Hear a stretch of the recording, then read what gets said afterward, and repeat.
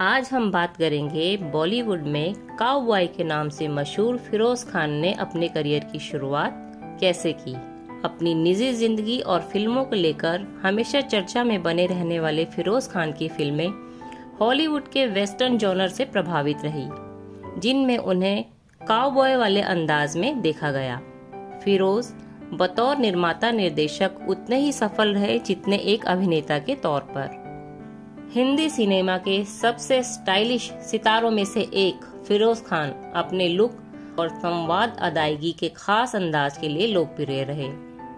एक सफल अभिनेता होने के साथ फिरोज निर्देशक और निर्माता भी थे। उनके निर्माण निर्देशन में बनी कुछ फिल्में आज भी आइकॉनिक मानी जाती है। रोमांचक कहानी के साथ कर्णप्रिय संगीत उनकी फिल्मों का हिस्सा रहा। 70-80 के दशक के सबसे खूबसूरत हीरोज में से एक फिरोज साहब को इंडस्ट्री का काउबॉय कहा जाता था। चलिए जानते हैं उनकी जिंदगी के बारे में कुछ दिलचस्प बातें। अपने दौर के मशहूर एक्टर, डायरेक्टर और प्रोड्यूसर रहे फिरोज खान का 25 सितंबर को जन्मदिन है। 70 के दशक के मशहूर सितारे रहे फिरोज खान को बॉलीवुड का स्टाइल आइकन माना जाता था। आज तक उनकी स्टाइल का कोई मुकाबला नहीं कर पाया है।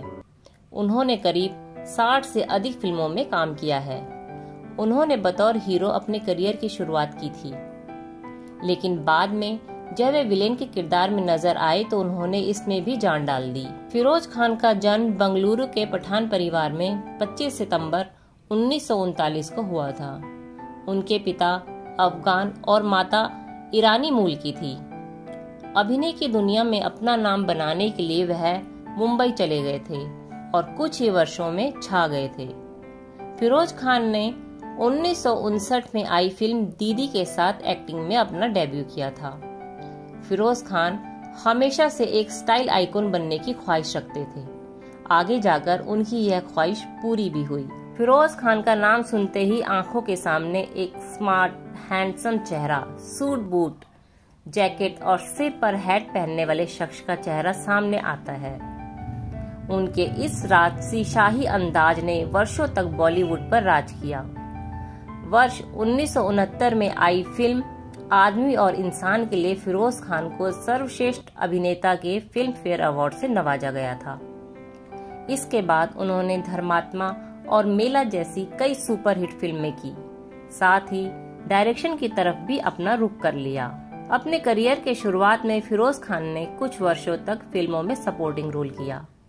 वर्ष 1965 में आई फिल्म ऊंचे लोग के बाद उन्हें खासी पहचान मिली थी। इसके बाद उन्होंने जल्द ही एक अभिनेता, निर्देशक और निर्माता के रूप में सफर, अपराध, खोटे सिक्के, धर्मात्मा, कुर्बानी, जांबाज और यलगार जैसी फिल्मों के जरिए खुद को स्थापित किया था।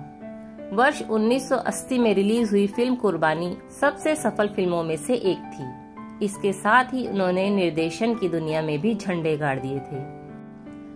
फिल्मों में आने के 5 साल बाद फिरोज खान ने तलाकशुदा और एक बेटी की मां सुंदरी से शादी की। दोनों की मुलाकात एक पार्टी के दौरान हुई थी। शादी के कुछ साल बाद दोनों के 2 बच्चे फरदीन और लैला खान हुए। सब कुछ सही चल रहा था कि एक दिन फिरोज खान की नजर एयर होस्टेस ज्योतिका पर पड़ी। पहली नजर में वो उन्हें पसंद आ गई। बाद में दोनों एक दूसरे को डेट करने लगे। कुछ समय बाद फिरोज खान के एक्स्ट्रा मैरिटल अफेयर की खबर उनकी बीवी को पता चली। तब इस बात पर बवाल हुआ, जिसके बाद सुंदरी ने घर छोड़ दिया और अलग रहने का फैसला किया।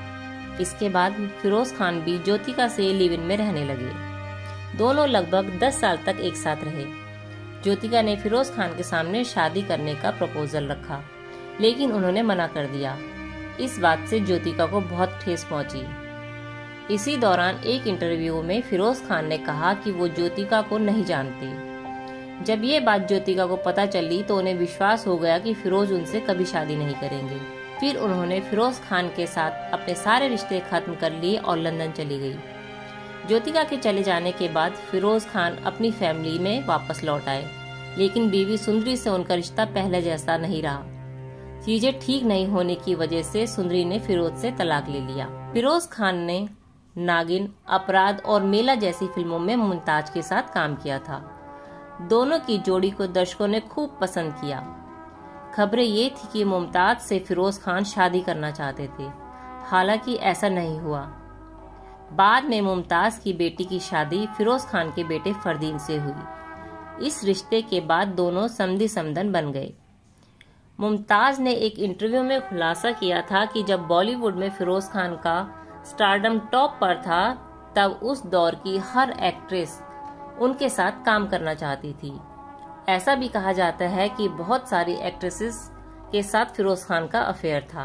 हालांकि बाद में फिरोज ने खुद अफेयर वाली बात का खंडन किया था। फिल्म धर्मात्मा में फिरोज ने हेमा मालिनी के साथ काम किया। इस फिल्म के पहले फिरोज एक दूसरी फिल्म में हेमा के साथ काम करना चाहते थे, लेकिन फिल्म के सिर्फ फर्स्ट हाफ में ही हेमा का रोल था। स्क्रिप्ट देखने के बाद हेमा और उनकी मां ने काम करने के लिए मना कर दिया। बाद में फिरोज ने उन्हें बहुत मनाने की कोशिश की, यहाँ तक कि उन्होंने सबके सामने हेमा को बेबी बोल दिया। बेबी सुनकर हेमा और उनकी मां शॉक्ड रह गई थी। हालांकि बाद में हेमा समझ गई कि फिरोज खुले विचारधारा के थे, लेकिन हेमा की मां इस बात से बेहद नाराज थी। उस वक्त सब कोई उनकी बेटी को हेमा जी या मैडम पुकारता था। इस घटना को याद करते हुए हेमा ने कहा था कि फिरोज पहले और आखिरी ऐसे एक्टर थे जिन्होंने उन्हें बेबी कहा था। साथ ही उन्होंने ये भी कहा था कि फिरोज खान एक बेहतरीन एक्टर थे। फिरोज खान ने एक इंटरव्यू में खुलासा किया था कि वो एक फिल्म में शाहरुख खान के साथ काम करना चाहते थे। इसके लिए वो शाहरुख की कोई भी शर्त मानने के लिए तैयार थे। फिरोज खान ने कई बार उन्हें फिल्म में साइन करने की कोशिश भी की, लेकिन ऐसा हो नहीं पाया। हर बार शाहरुख ने उन्हें मना कर दिया। इस पर फिरोज खान ने कहा था, ये लड़का अपनी रोमांटिक इमेज में बंद कर रह जाएगा। जब इसकी रोमांटिक फिल्मों का दौर खत्म होगा, इसे मेरी याद जरूर आएगी। वहीं अपनी फिल्म प्रमोशन के लिए पाकिस्तान गए फिरोज खान ने वहां एक सिंगर की बेइज्जती कर दी थी, जिस वजह से परवेज मुशर्रफ ने उन्हें पाकिस्तान में बैन कर दिया था। फिरोज खान और विनोद खन्ना की गहरी दोस्ती थी। ऐसा माना जाता है कि दोनों ने जिस फिल्म में भी एक साथ काम किया वो फिल्म हिट ही होती थी। 27 अप्रैल 2009 को 69 साल की उम्र में फिरोज खान का निधन हो गया था। इसके ठीक 8 साल बाद 2017 में विनोद खन्ना का भी निधन 27 अप्रैल को हुआ था। हमारे द्वारा दी जानकारी आपको कैसी लगी, कमेंट बॉक्स में जरूर बताएं।